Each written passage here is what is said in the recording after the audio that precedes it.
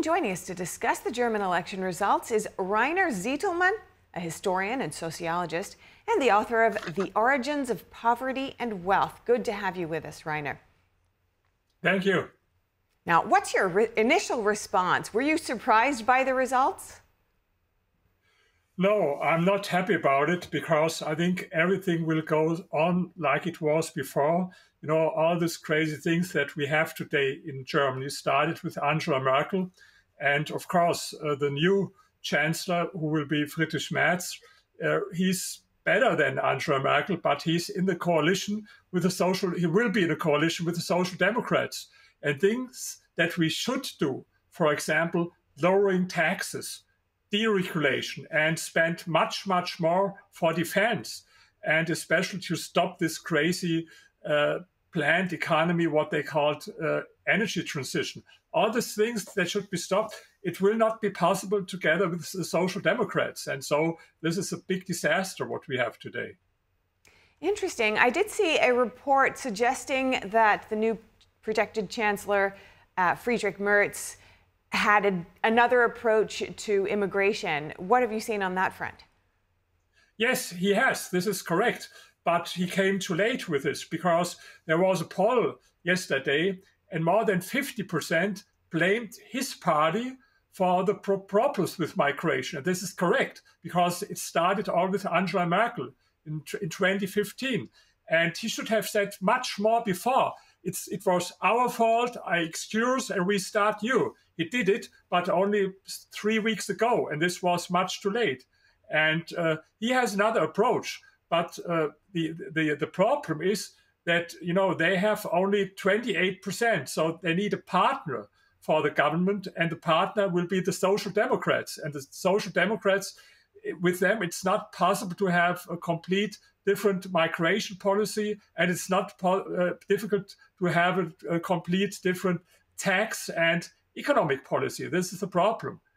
So the main problem, as you see it, is their lack of a full majority, so their dependence on the Social Democrats rather than the party's policies themselves. Is that right?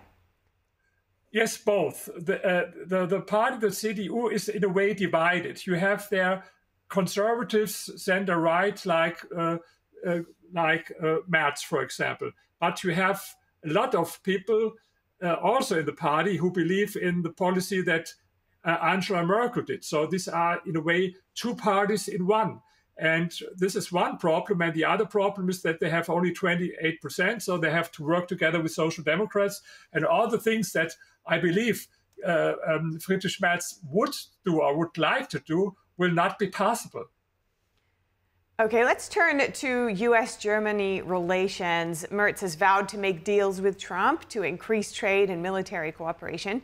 And his supporters have reportedly hoped that his U.S. connections and his background working with U.S.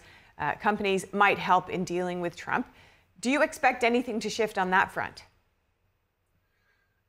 I think almost all people in Germany, and most of them, are very upset about what is happening now with Ukraine, because we think here in Germany that it's crystal clear that Putin is a dictator, that Putin started the war and not the Ukraine.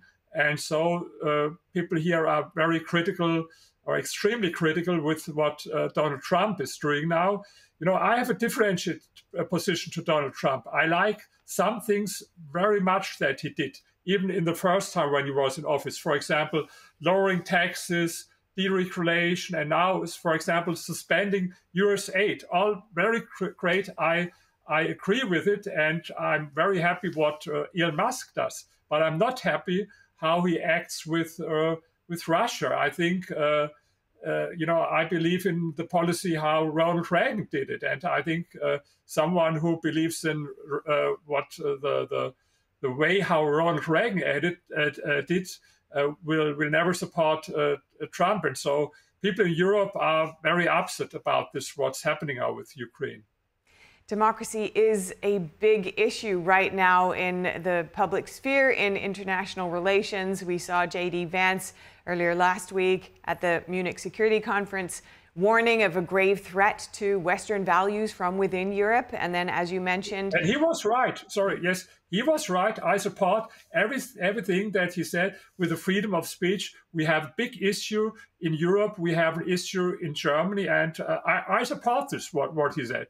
The only thing I don't support, as a lot of Germans do not, is the politics now, how he acts with Putin, with Russia. But the other thing that he said, I agree 100%. It was important to say this. And how did Germans receive Vance's stance?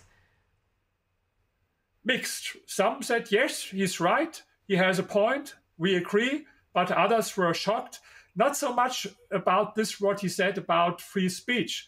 But it's linked all with this topic: how to deal with Russia and how to deal with NATO. And of course, people I think understand in Germany, most of them, that we have to do much more for our defense. So it has to be changed, and not only now. We should have changed it for years and years, because we spent not by far not enough for our defense.